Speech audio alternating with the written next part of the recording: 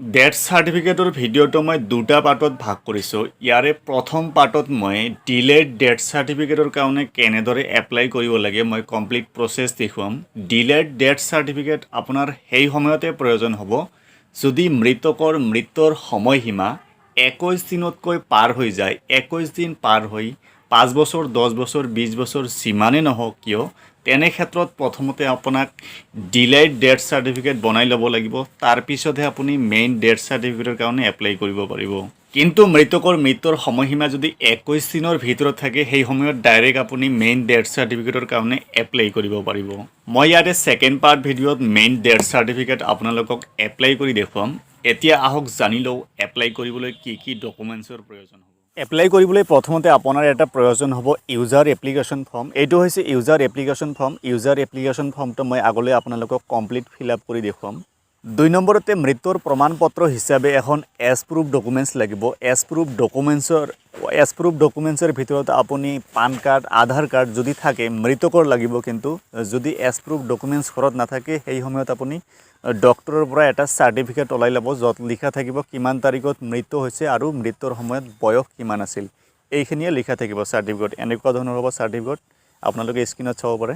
3 নম্বৰত মৃতকৰ এখন ৰেচিডেণ্ট প্ৰুফ চাৰ্টিফিকেট লাগিব। ৰেচিডেণ্ট প্ৰুফ চাৰ্টিফিকেট হিচাপে মৃতকৰ আই কাৰ্ড নাইবা আধাৰ কাৰ্ড দিব পাৰে যাতে এড্ৰেছখিনি লিখা থাকে। যদি মৃতকৰ এড্ৰেছ প্ৰুফ নাথাকে, ৰেচিডেণ্ট প্ৰুফ ডকুমেণ্টছ নাথাকে, সেই সময়ত এখন আপুনি লিখিত চাৰ্টিফিকেট দিব পাৰিব যাতে এড্ৰেছখিনি ডিটেইলছত লিখা থাকে।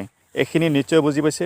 4 নম্বৰতে এখন এফিডেভিটৰ প্ৰয়োজন হ'ব। নটাৰী পাব্লিকৰ এখন এফিডেভিট লাগিব আপোনালোকক। এনেকুৱা ধৰণৰ হ'ব এফিডেভিটটো আপোনালোকে কোৰ্টৰ পৰা উলিয়াই ল'ব পাৰিব। মেইনলি আপোনাক এইকেইটা ডকুমেণ্টছৰ প্ৰয়োজন হ'ব। ইয়াতে আৰু এটা কথা মন কৰিব যে অনলাইন এপ্লিকেশ্যন প্ৰচেছটো যিটো অসমৰ যিটো ই-ডিষ্ট্ৰিক্ট পৰ্টেল আছে, ই-ডিষ্ট্ৰিক্ট পৰ্টেলৰ পৰা দেখুওৱা হ'ব। ই-ডিষ্ট্ৰিক্ট পৰ্টেলৰ পৰা যদি আপুনি অনলাইন এপ্লিকেশ্যন কৰে সেই সময়ত আপোনাৰ এটা লগইন আইডি থাকিব লাগিব। লগইন আইডি কেনেদৰে বনাই ভিডিঅ'ৰ ডিছক্ৰিপশ্যনত মই লিংক দিছোঁ, সেইটো ভিডিঅ' চাই আপুনি জাষ্ট 5 মিনিটৰ ভিতৰত আপোনাৰ লগইন আইডি বনাই ল'ব পাৰিব। আৰু যিসকলৰ লগইন আইডি আছে এই ভিডিঅ'টো চাই থাকিব, আৰু যিসকলৰ লগইন আইডি নাই প্ৰথমতে সেই ভিডিঅ'টো চাই লগইন আইডিটো প্ৰথমতে বনাই ল'ব। তাৰপিছত এইটো ভিডিঅ' চাই আপুনি এপ্লাই কৰিব পাৰিব। এতিয়া আহক জানি লওঁ ইউজাৰ এপ্লিকেশ্যন ফৰ্মটো কেনেদৰে ফিল আপ কৰিব। এইখন হৈছে ইউজাৰ এপ্লিকেশ্যন ফৰ্ম। ইয়াতে আপোনালোকে চাব পাৰে পলম হোৱা মৃত্যু পঞ্জীয়নৰ অনুমতিৰ বাবে আবেদন। ইয়াতে আৰু এটা কথা আছে, ইয়াতে যিখিনি ষ্টাৰ মাৰ্ক দিয়া আছে মাৰ্কড ফিল্ড আৰ মেণ্ডেটৰী। ইয়াতে যিখিনি ৰঙাকৈ ষ্টাৰ মাৰ্ক দিয়া আছে সেইখিনি আপোনালোকক ফিল আপ কৰিব লাগিব, বাকীখিনি ফিল আপ কৰাৰ প্ৰয়োজন নাই। ইয়াতে প্ৰথমতে দিয়া আছে এপ্লিকেণ্ট ডিটেইলছ। ইয়াতে প্ৰশ্ন হ'ব পাৰে যে এপ্লিকেণ্টৰ ডিটেইলছত আমি কি লিখিম। ইয়াতে ধৰি লোৱা হ'ল আপোনাৰ ফাদাৰ বা মাদাৰৰ ডেথ হৈছে, সেই সময়ত আপুনি এপ্লিকেশ্যন কৰি আছে, সেই সময়ত ইয়াতে আপোনাৰ নামটো ফিল আপ কৰিব লাগিব, অৰ্থাৎ আপুনি হ'ব ইয়াতে এপ্লিকেণ্ট। ঠিক আছে, এইখিনি ইয়াতে ভুল নকৰিব। এপ্লিকেণ্টৰ নামত আপোনাৰ নামটো লিখি দিব, তাৰপিছত ইয়াতে এটা মোবাইল নম্বৰ দিব। তাৰপিছত ৰিলেশ্যন উইথ ডিচিষ্ট, অৰ্থাৎ মৃতকৰ লগত আপোনাৰ সম্বন্ধ কি, আপোনাৰ ফাদাৰ হয় নে মাদাৰ হয় নে ব্ৰাদাৰ হয় নে ছান হয়, ডটাৰ ৱাইফ হাজবেণ্ড আদাৰ্ছ। ইয়াতে বহুতকেইটা অপশ্যন দিয়া আছে, ইয়াতে আংকেলৰ অপশ্যন নাই। যদি আংকেল হয় ইয়াতে আপুনি আদাৰ্ছ অপশ্যন চুজ কৰিব পাৰে। মোৰ যিহেতু ব্ৰাদাৰ সেই হিচাপত মই ইয়াতে ব্ৰাদাৰত টিক মাৰ্ক দিছোঁ। নিশ্চয় বুজি পাইছে। তাৰপিছত ইয়াতে আছে ষ্টাৰ মাৰ্ক দিয়া আছে ডিচিজ ডিটেইলছ, মৃতকৰ বিৱৰণ। ইয়াতে মৃতকৰ বিৱৰণ দিব লাগিব, ডিটেইলছখিনি ইয়াতে ফিল আপ কৰিব লাগিব। নেম অফ দ্য ডিচিষ্ট, মৃতকৰ নাম, মৃত ব্যক্তিজনৰ নাম ইয়াতে লিখিব লাগিব। তাৰপিছত ফাদাৰ্ছ নেম অফ দ্য ডিচিষ্ট, মৃতকৰ পিতৃৰ নাম কি আছিল ইয়াতে লিখিব।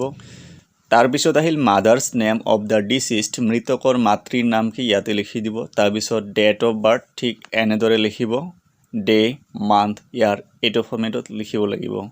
তাৰপিছত আপোনাৰ আছে age of the deceased in years, মৃতকৰ বয়স, যেতিয়া মৃত হৈছে সেই সময়ত মৃতকৰ বয়স কিমান আছিল সেই বয়সটো ইয়াতে লিখিব লাগিব। তাৰপিছত ইয়াতে আহিল জেণ্ডাৰ অফ দ্য ডিচিষ্ট, লিংগ কি আছিল মেল ফিমেল আদাৰ্ছ, আপুনি ইয়াতে টিক মাৰ্ক দিব। তাৰপিছত আহিল place of the death of the deceased, মৃত ক'ত হৈছে, হস্পিটেলত হৈছে নে ঘৰত হৈছে নে আদাৰ্ছ ক'ৰবাত হৈছে, ইয়াতে আপুনি টিক মাৰ্ক দিব। মোৰ হাউচ, গতিকে মই হাউচৰ টিক মাৰ্ক দিছোঁ। তাৰপিছত ইয়াতে আহিল এইখিনি ষ্টাৰ মাৰ্ক দিয়া নাই, address of the home / hospital, এইখিনি নালাগে। ইয়াতে আপুনি আহিব ৰিজন ফৰ বেইং লেট, ইমান দিন যে লেট হৈছে কিহৰ কাৰণত লেট হৈছে ইয়াতে আপোনাক লিখিব লাগিব। মোৰ মতে এইটো মই লিখিছোঁ ডিউ টু আনএভইডেবল ৰিজন, ইয়াতে আপোনাৰ হিচাপত লিখিব। তাৰপিছত ইয়াতে আহিলে আপোনাৰ ছিগনেচাৰ অফ দ্য এপ্লিকেণ্ট, ইয়াতে আপোনাৰ ছিগনেচাৰ দিব লাগিব। এইখিনি আছিল ফাৰ্ষ্ট পাৰ্ট। ইয়াতে ছেকেণ্ড পাৰ্টত আৰু আছে ফিল আপ কৰিব লাগিব। ছেকেণ্ড পাৰ্টত আপোনাৰ আছে পলম হোৱা মৃত পঞ্জীয়নৰ আদেশ, ডিচিষ্ট এড্ৰেছ, প্লেচ অফ ডেথ, মৃতকৰ ঠিকনা দিব লাগিব ক'ত মৃত হৈছে, ষ্টেট, তাৰপিছত আহিল district, sub division, circle office, village, town, village হ'লে আপুনি ভিলেজৰ ওপৰত টিক মাৰ্ক দিব, যদি টাউনত হয় টাউনৰ ওপৰত আপুনি টিক মাৰ্ক দিব। যদি ইয়াতে চিটি অপশ্যন নাই, ইয়াতে যদি চিটি থাকে আপুনি চিটি লিখি তাৰ ওপৰত টিক মাৰ্ক দিব, ঠিক আছে। নাইবা আপুনি চিটিটো লিখি ব্ৰেকেটৰ ভিতৰত চিটি বুলি লিখিব পাৰে। তাৰপিছত আপোনাৰ আহিল পিন কোড, আপোনাৰ এৰিয়াৰ পিন কোডটো লিখি দিব। মই ডেমো দেখুৱাবলৈ কমপ্লিট ফিল আপ কৰিছোঁ আপোনালোকৰ বাবে। তাৰপিছত ডকুমেণ্টছ কি লাগে মই আগতে অলৰেডি কৈছোঁ, এইখিনি মই ডিছকাছ নকৰোঁ। তাৰপিছত একেবাৰে তলত আহক ছিগনেচাৰ অফ দ্য এপ্লিকেণ্ট, অৰ্থাৎ ইয়াতে এপ্লিকেণ্টৰ ছিগনেচাৰ দুবাৰ কৰিব লাগিব। তেনেকৈ আপোনালোকক ফিল আপ কৰিব লাগিব। গোটেইখিনি আপোনালোকে বুজি পাব, জাষ্ট আপোনালোকে এপ্লিকেণ্ট ডিটেইলছটো মনত ৰাখিব। এপ্লিকেণ্টৰ ডিটেইলছটো আপোনালোকৰ নিজৰ ডিটেইলছে দিব লাগিব, ইয়াতে মৃতকৰ ডিটেইলছ নিদিব। এইখিনি কথা জাষ্ট ইয়াতে মনত ৰাখিব। এতিয়া আহক জানো অনলাইন এপ্লিকেশ্যন ফৰ্ম কেনেদৰে ফিল আপ কৰিব। Online application form fill up কৰিবলৈ ইয়াতে আপুনি গুগলত টাইপ কৰি দিব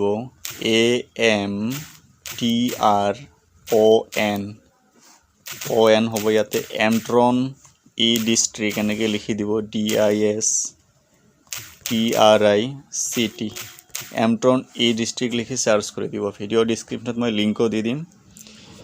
এমট্ৰন ই ডিষ্ট্ৰিক্ট চাৰ্চ কৰাৰ পিছত প্ৰথমতে এটা লিংক আহিব onlineidistrict.emtron.in, এই লিংকটোত প্ৰথমতে আপুনি ক্লিক কৰি দিব। ক্লিক কৰি দিয়াৰ পিছত ইয়াতে চাব অফিচিয়েল ৱেবছাইটত আপুনি আহি যাব। ইয়াতে এটা অপশ্যন পাব ই গভাৰ্নেন্স ছাৰ্ভিচেছ, ইয়াতে আপুনি ক্লিক কৰি দিব। ক্লিক কৰি দিয়াৰ পিছত ইয়াতে চাব ইয়াতে প্ৰব্লেম দেখুৱাই আছে, your connection is not fully secure, এনেকুৱা যদি আহি ইয়াতে এডভান্স অপশ্যন পাব, এডভান্সত ক্লিক কৰি দিব। ক্লিক কৰি দিয়াৰ পিছত ইয়াতে প্ৰচিড টু ই ফৰ্মছ এটা অপশ্যন পাব, ইয়াতে ক্লিক কৰি দিব। ডাইৰেক্ট অপেন হৈ যায়, কেতিয়াবা এনেকুৱা ধৰণৰ প্ৰব্লেম আহে, ছাৰ্ভাৰৰ প্ৰব্লেমৰ কাৰণে এনেকুৱা হয়। তাৰপিছত ইয়াতে আপোনাক লগ ইন কৰিব লাগিব। প্ৰথমতে ইমেইল এড্ৰেছ, তাৰপিছত ইউজাৰ নেম নাইবা আপুনি স্ক্ৰীন নেম টাইপ কৰি ইয়াতে আপুনি লগ ইন কৰিব। মই আগতে কৈছোঁ আপোনালোকে প্ৰথমতে একাউণ্ট ক্ৰিয়েট কৰি ল'ব, তাৰপিছত ইয়াতে আপুনি লগ ইন কৰিব পাৰিব। লগ ইন কৰাৰ পিছত ইয়াতে চাব এটা ছিলেক্ট অপশ্যন দিয়া আছে, ছিলেক্টত ক্লিক কৰি দিব।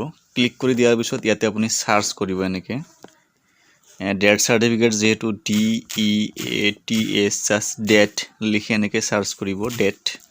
চাৰ্চ কৰি দিয়াৰ পিছত ইয়াতে চাব দুটা অপশ্যন আহিছে, এপ্লিকেশ্যন ফৰ ডেথ চাৰ্টিফিকেট, প্ৰথমটোত আপোনাক ক্লিক কৰিব নালাগে। ইয়াতে যিটো ছেকেণ্ড অপশ্যন আছে permission for delete death registration, second অপশ্যনটোত ক্লিক কৰি দিব। ক্লিক কৰি দিয়াৰ পিছত ইয়াতে চাব এটা গ অপশ্যন আছে, ইয়াতে গত ক্লিক কৰি দিব। গত ক্লিক কৰি দিয়াৰ পিছত ইয়াতে চাব অনলাইন এটা অপশ্যন পাব, চিম্পলি অনলাইনত ক্লিক কৰি দিব।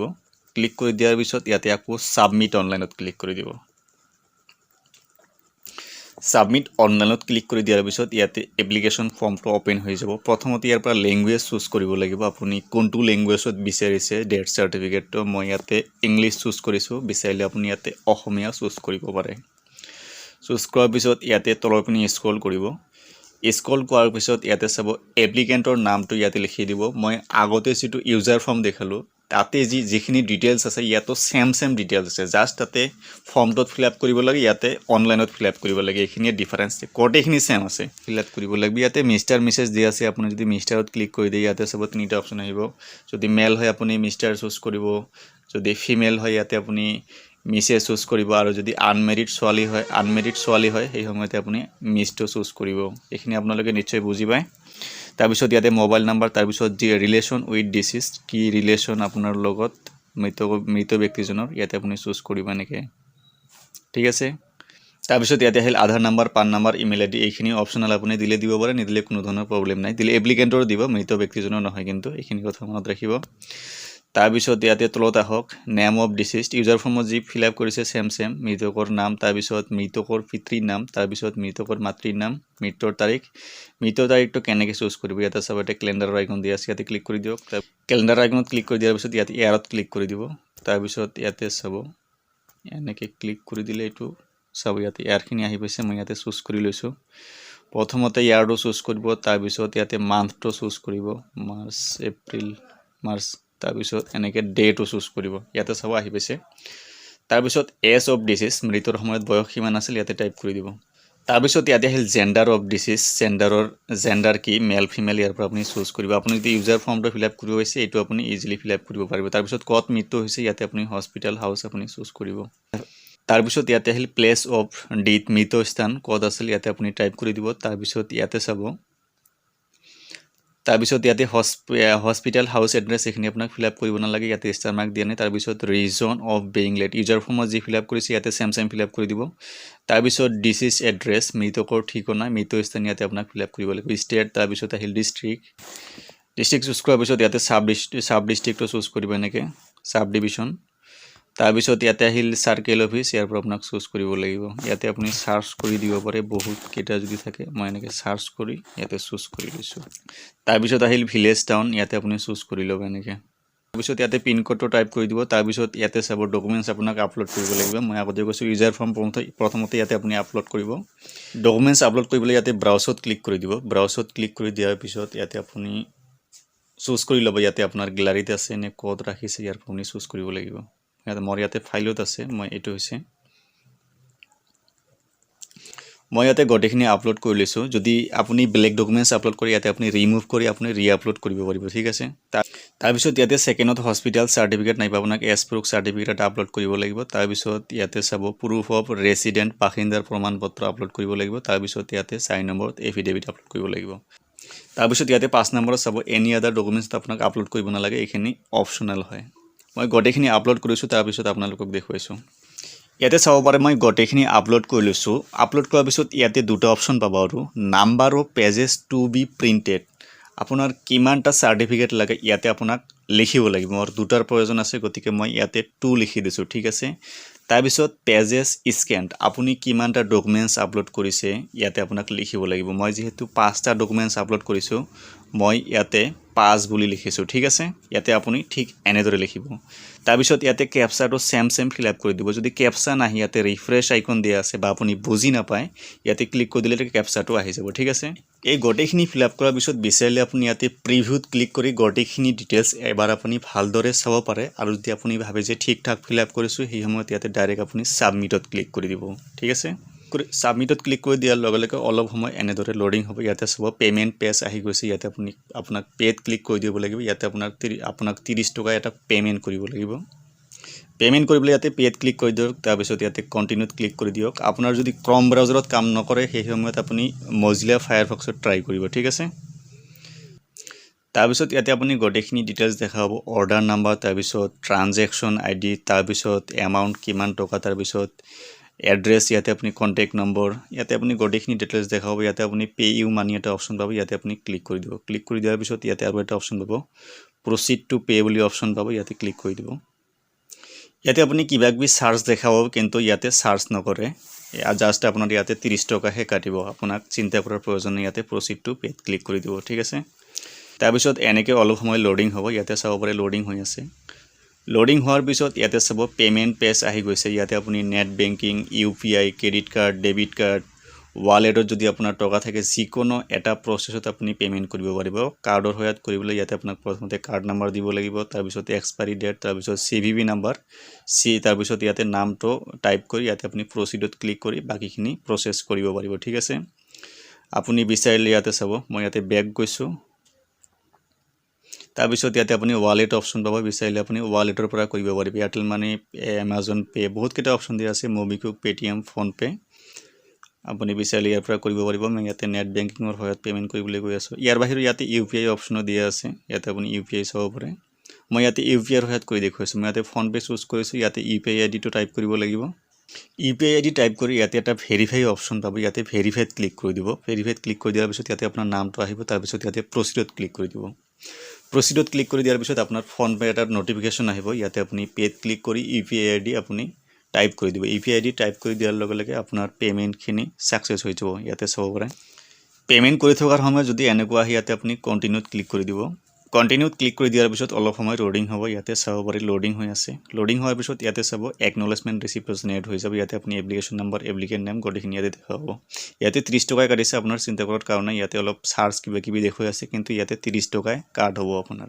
এতিয়া আপুনি বিচাৰিলে এইটো এপ্লিকেশ্যন নম্বৰ হয় আপুনি ষ্টেটাসটো ট্ৰেক কৰিব পাৰিব ষ্টেটাস ট্ৰেক কৰিবলৈ এপ্লিকেশ্যন নম্বৰটো প্ৰথমতে কপি কৰি ল'ব এনেকে এপ্লিকেশ্যন নম্বৰটো আপুনি কপি কৰি ল'ব এটা আপুনি প্ৰিন্ট কৰি ৰাখিব এপ্লিকেশ্যন ফৰ্মটো নাইবা আপুনি স্ক্ৰিনশ্বট ল'ব পাৰে তাৰ পিছত ইয়াতে বেক আহক বেক হোৱাৰ পিছত ইয়াতে গেট ষ্টেটাস এটা অপচন পাব গেট ষ্টেটাসত ক্লিক কৰি দিব তাৰ পিছত ক্লিক ই ফৰ্ম ষ্টেটাস ইয়াতে ক্লিক কৰি দিয়ক ক্লিক কৰি দিয়াৰ পিছত ইয়াতে এপ্লিকেশ্যন নম্বৰটো এনেকে জাস্ট টাইপ কৰি দিব পেষ্ট কৰি দিব মই কপি কৰিছো তাৰ পিছত ইয়াতে সাৰ্চত ক্লিক কৰি দিব সাৰ্চত ক্লিক কৰি দিয়াৰ লগে লগে ইয়াতে চাব পাৰে স্ট্যাটাস ৰিসিভ বুলি দেখুৱাই আছে ইয়াতে এপ্লিকেশ্যন নেম তাৰ পিছত ইয়াতে আপুনি ডাউনলোড কৰিব পাৰিব যেতিয়া আপোনাৰ এপ্ৰুভ হ'ব ইয়াতে স্ট্যাটাসত যেতিয়া এপ্ৰুভ লিখা আহিব সেই সময়ত ইয়াৰ পৰা আপুনি সাৰ্টিফিকেটটো ডাউনলোড কৰিব পাৰিব আজিৰ ভিডিঅ'ত এইখিনি আছিল তো এনেকে আপুনি এপ্লিকেশ্যন কৰিব পাৰিব ডিলেড ডেথ সাৰ্টিফিকেটৰ কাৰণে আৰু লগতে এনেদৰে আপুনি স্ট্যাটাস চেক কৰিব পাৰিব